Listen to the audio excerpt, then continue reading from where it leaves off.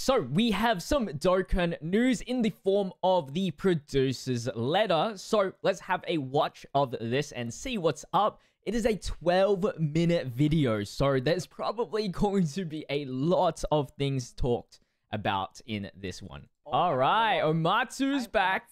Main producer of Dragon Ball Z. Do we have the... Yep, there he is, Ken. I almost forgot his name. Dokkan Battle Staff. Latest info for the worldwide celebration. As well as developing the update schedule until the 10th anniversary and more. Ooh, we got an update on the schedule. Here are the two characters to be Extreme Z. Oh, we're getting Extreme Z Awakenings? They are Fusion Reborn, Goku Angel, oh! and Boiling Evil. And this will start on the 1st of October. Dragon Ball Z Bio Broly in part 3. Let's go. Worldwide celebration. Don't worry, guys. We got the details. Plus, with this time's Extreme Z Awakenings, let's go. Some more memorable battle stages. Memorable Battles Movie Edition. We have prepared. So we'll get EX orbs for those for the Gogeta and the Janemba. So try getting them. So let's go have a look at the update on the schedule now. So in October, this is for both versions. Change of summon format, the greatest warrior, character details, and icon in battle. The greatest warrior. I can't think of who would that be. Event details, quest, Dokkan story, Bardock, Dokkan Awakening. Nice. So remember that free-to-play AGL Bardock? He's going to get a Dokkan Awakening in October. So that's good. And then in November, December to January, we got in development for the 10th anniversary, new skill added, character details, etc. And then we got the Frieza Dokkan Awakening. And then we also have confirmed Super Dragon Ball Heroes crossover campaign for November. So even though SDBH is ending its game cycle, it looks like Dokkan's still getting crossover content for it, which is awesome. And then the Divine Dragon Carnival banner, which is, what, the 2X rate or something? I don't know. So yeah, so these are the free-to-play units. They don't have the arts revealed just yet. Coin collecting campaign is There will be a coin collecting campaign on the starting the 30th. Campaign, the schedules of the Japanese version and the international version have been unified. This means that this campaign, as well as the 10th anniversary itself, will be held at the same time as the Nice. Nice. So JP and Global is going to celebrate the anniversary together on January, February. The 10 logo looks so weird. January. Every month, there will be different missions that focus on various characters that appeared during specific time periods.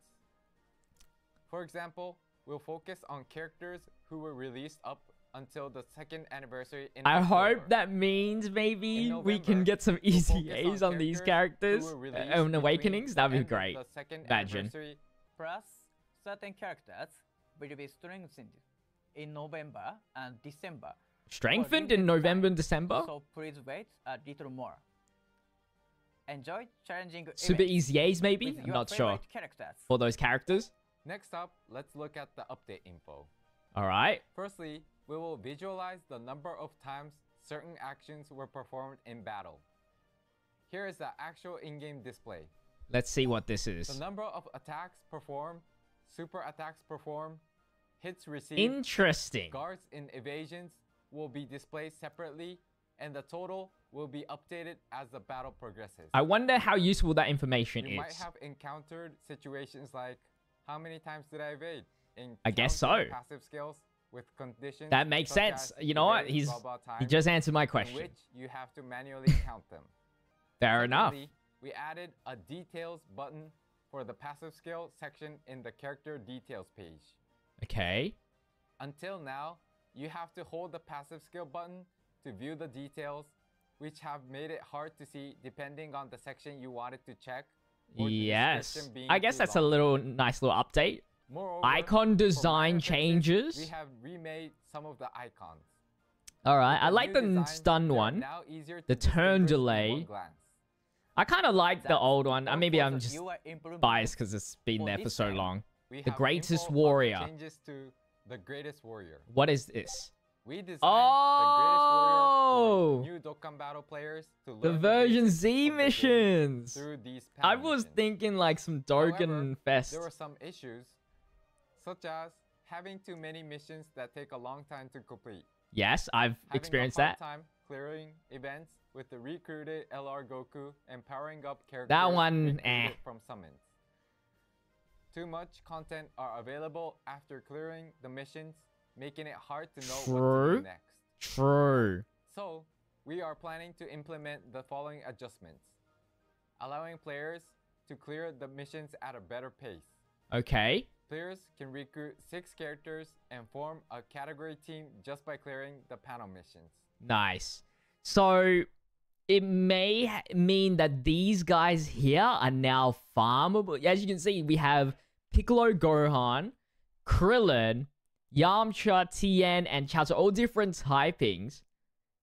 With version Z Goku, he's not Easy Aid. No confirmation on Easy Aid because his leader skill is still the same. But these guys are all new, and I'm assuming they're going to be free to play, which would be really, really cool.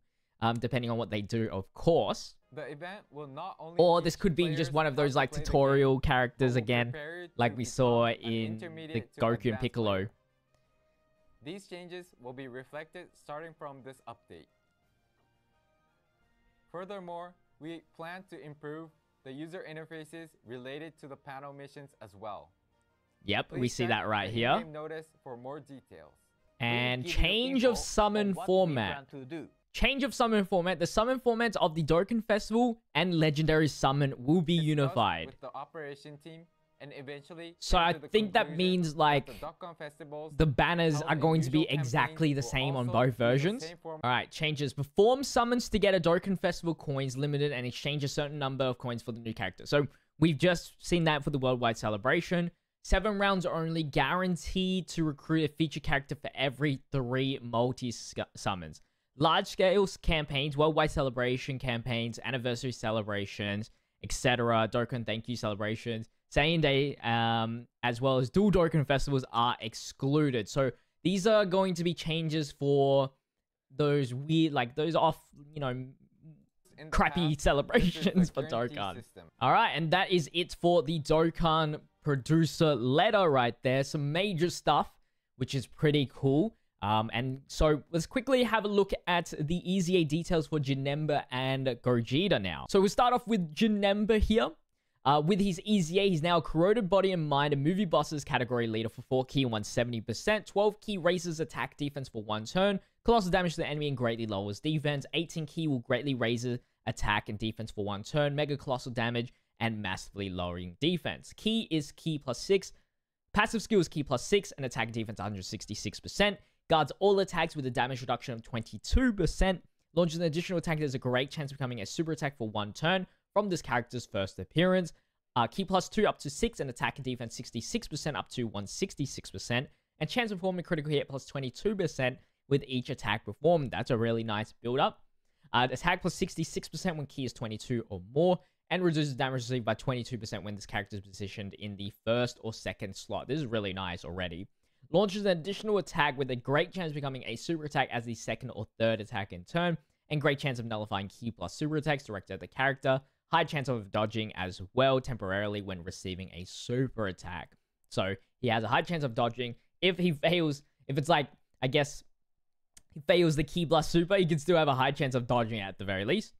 And then he has the Rage mode, which I don't even remember what it used to do, but it greatly raises attack temporarily, destructive damage, and performs a critical. On the 12 key, 18 key massively raises attack temporarily, causes destructive damage to an enemy, temporarily performs a critical hit.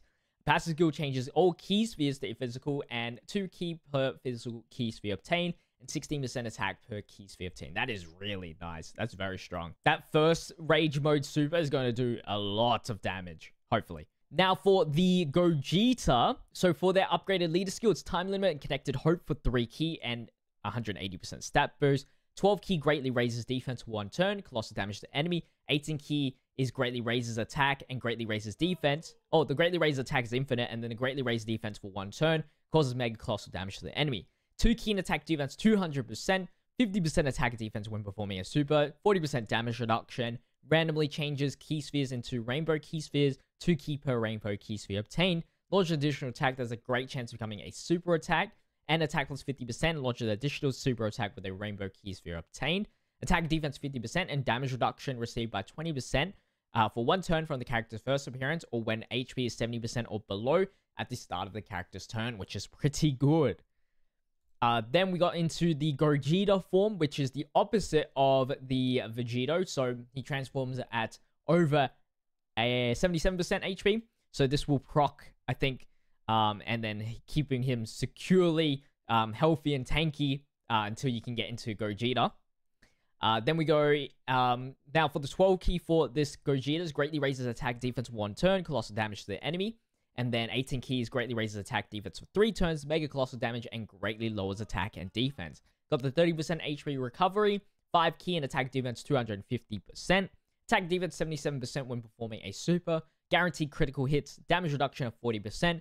Randomly changes key spheres to rainbow key spheres with a 3 key per rainbow key sphere obtained.